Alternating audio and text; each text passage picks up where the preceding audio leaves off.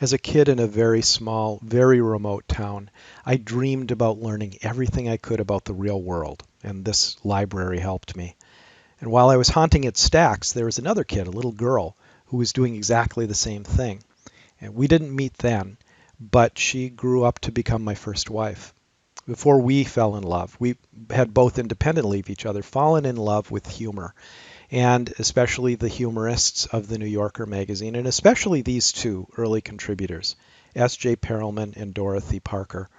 So when we collaborated on our own humor, we decided to blend their names and to write behind the pseudonym of Dorothy Perelman. Here is Dorothy. Here's us under the Christmas tree one year. We decorated our Christmas trees with all humorous decorations. We wanted to make fun of all the tropes of the holidays. A lot of them were just paper cutouts, but they made us laugh, like this one.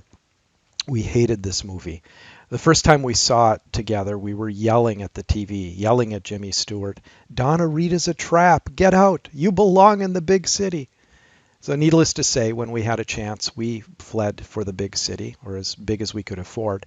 And that was Milwaukee, Wisconsin, specifically the fashionable east side of Milwaukee, where instead of finding a utopia, we found vacuousness and materialism. So, East Side Funnies was born. We started creating this one panel for a long defunct newspaper called Milwaukee Weekly. I did all of the art, even though I'm not trained at any sort of art or drawing.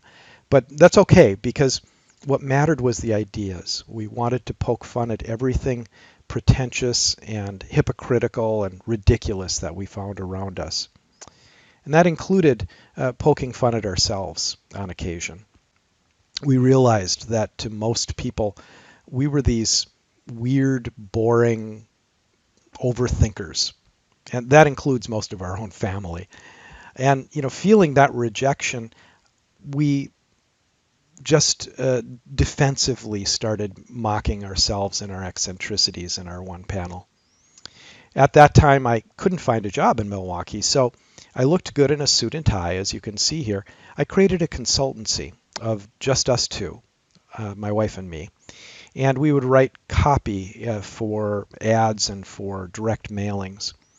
So while we were cashing checks from the business leaders in Milwaukee, we were making fun of them behind the secret identity of Dorothy Perelman, and they could never know that secret, nor could they know just how poor we were. Like, our car died, and it took us 2 years to replace it, so I had to actually travel to meetings, sometimes 45 minutes on a Milwaukee public bus. They couldn't know that I had to leave 20 minutes early if it was the winter, because I'd have to stop in the men's room and warm my hands under the hot water before I met with my clients. They couldn't know from shaking hands with me that I'd had to walk several blocks from the bus stop before meeting them. Some of these one panels held up pretty well, like this one. We saw in the PC revolution that technology was changing relationships. So I'm pretty proud of this one. She's saying, I remember when he preferred having me on his lap. Others aren't so evergreen. I don't think kids today, when there's a heavy storm and snow, that they play King of the Hill. He's announcing, of course, I'm CEO of the Hill on this snowbank. I drew a lot of people in winter clothing, especially at the beginning, because I was learning the human form, but I eventually got the hang of it.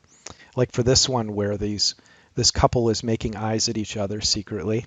He's got Fortune magazine on his lap. She's got Shape magazine on hers. This was a time of Jane Fonda workout tapes and flash dance leg warmers and all of the superficiality of women trying to look thin and beautiful. We found that to be pretty ridiculous as well. One of our one panels was of an emaciated model in her underwear sitting on a bed under the relatively new logo of Victoria's Secret. The caption was, she's bulimic. We were like anthropologists, which was exciting to us. We would go to the city and watch various types of people interact with each other. That looks dangerous indeed. But we were always behind that secret identity. We could carry briefcases because we knew that we weren't really like them. Although, what we discovered as time went on is that the more we made fun of certain types of people, the more we became them. For instance, I eventually became a lifetime member of the Outpost Natural Foods Co-op. We also played a lot with male cluelessness, as in this one panel, and also played with the form. We started to introduce characters either for one of the one panels or as a continuing series. But we loved how we might be able to, take this format and extend it somehow.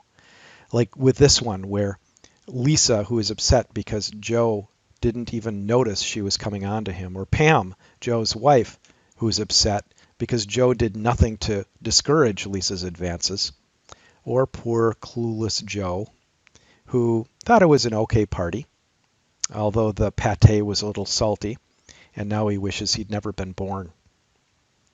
That library that I showed you at the beginning, I would tell friends that when I was a kid, that was my first classroom and teacher. And in a similar way, Eastside Funnies was my classroom and teacher for my young adulthood. It taught me about how the world worked by observing all of people's foibles. And it taught me a very valuable lesson that I hope to carry even today, and that is you should never take yourself too seriously and you should never stop laughing.